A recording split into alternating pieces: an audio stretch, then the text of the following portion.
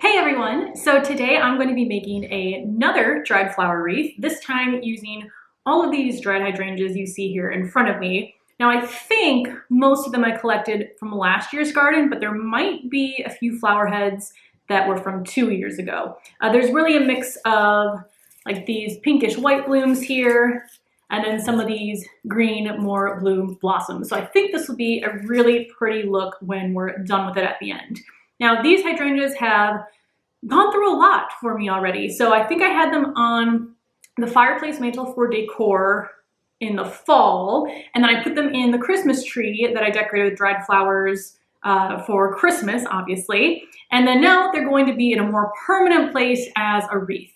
So this is my first time trying to make a wreath with dried hydrangeas. My second time making a wreath ever. The first one was the Gomphrena one that I'll link down below. A few things that I'm doing differently this time. First is I am not creating the wreath form myself. So I got one here from Amazon. I think it came in a 2-pack, but just because I don't think one, I have enough branches to actually make a second wreath form, and 2, it just saves me some time. Hopefully I won't have to cut and resize this one like I did with the Gomphrena. I'm not planning right now to put any other dried flowers other than the hydrangeas in this, but we'll kind of see where it goes. I'm hoping I have enough blooms here to cover the entire form. That was the issue that I had with the Gomphrena, is that even though I had over 200 blooms, it was not enough to make a wreath, but because each of these are larger, the wreath form isn't that huge. I'm hoping I'll have enough, but even if I don't, this form looks pretty good on its own. So if I can see some of the sticks through the blooms, or because I don't have them close enough together, I think that'll be fine. I also have a glue gun here, so I think this should be all of the equipment that I need. Ideally, when I had dried these, I would have saved a stem on all of them, so maybe about half of them have stems on them. This one has a stem, this one does not. But if you leave a stem on them and you're using a form like this, you can just guide the stem through, and then you don't have to hot glue them in. That way, if you do want to take them out and use them for something else later, you can do that. So I'm going to do a mixture, I think, of weaving the stems through the form and then hot gluing the ones that I need to. I'll probably start with the ones that have the stems on them first, and we'll see how it goes. So what I'm going to do now is zoom you in close up so that you can see exactly what I'm doing. Something else I learned from last time is to either tuck my hair back or tie it back, because in the shots when I was up close working with the wreath, my hair was basically falling in front of the camera. So it is tucked behind me now, so everything should be good to go. Starting here with this pink one that has a stem on it, and I'm gonna try to go like pink, bluish color, pink, blue next to each other, just so there's a mix of the colors throughout. But like I said, with the ones with the stem, you can just slide them through in a place that's like relatively secure. So I'm just gonna slide it in like that, and that'll stay in place. I'm going to trim the backs here, but I think I'm gonna wait until I'm done in case I wanna take out and move any of these. I don't wanna cut the stems too short if I'm gonna reuse them in a little bit anyway. So pink one in there. Let me find a blue one with a stem. This one is actually pretty large. Let's see if this fits in here.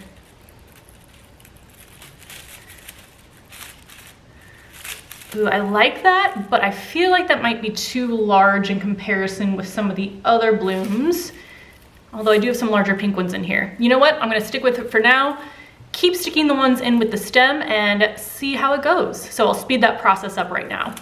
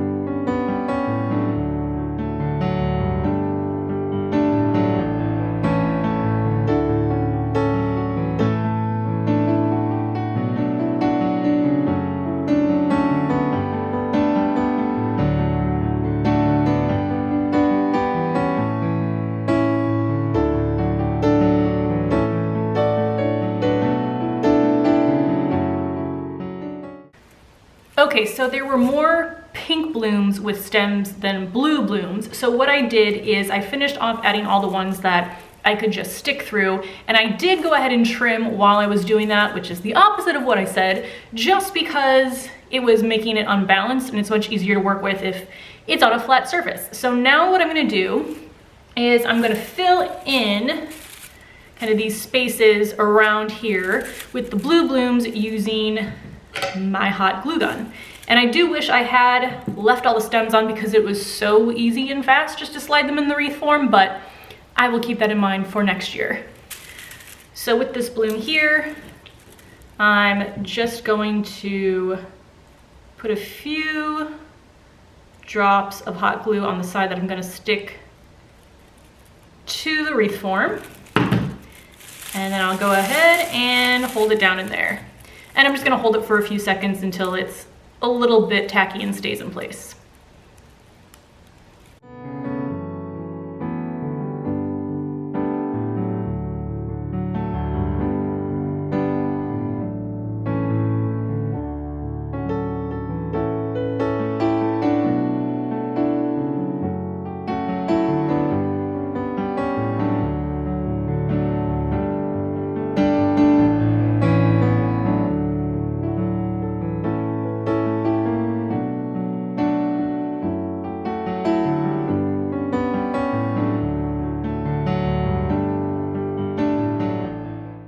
So I'm playing around with something. I forgot I had these hydrangea blooms as well.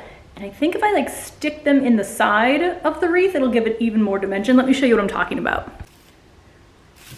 So if I'm just sticking those in the side there, I think that'll look really cool. I'm just gonna stick them in because they have stems.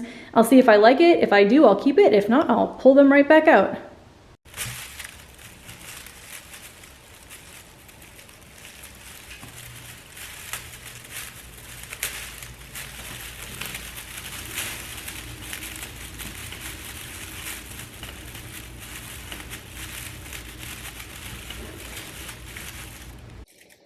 And here is the final result. See if we can get both of us in frame here. So I really like this, and this was so much easier than the gomphrena. I didn't have to get the individual bundles and wire them together. I used no floral wire at all. The majority of these blooms are just stuck in there with the stems, especially the pink ones and then the brown ones, which I absolutely love adding the brown ones in there. I just think it gives it a little bit more depth and dimension, although I did like it just on its own as well with the more circular shaped hydrangea blooms, but I just wanted something a little bit extra. So I absolutely love this. I don't think at this point I'm gonna put a ribbon on it. The one on the gomphrena also fell off, but I feel like I like them better without the ribbon. We'll see. I also don't have anything on it yet to hang it from a hook. For now, I'm just hanging these inside from a nail that I'm just setting them on the wall. So I'll show you what it looks like hanging up, but I absolutely love this. It was super easy to do.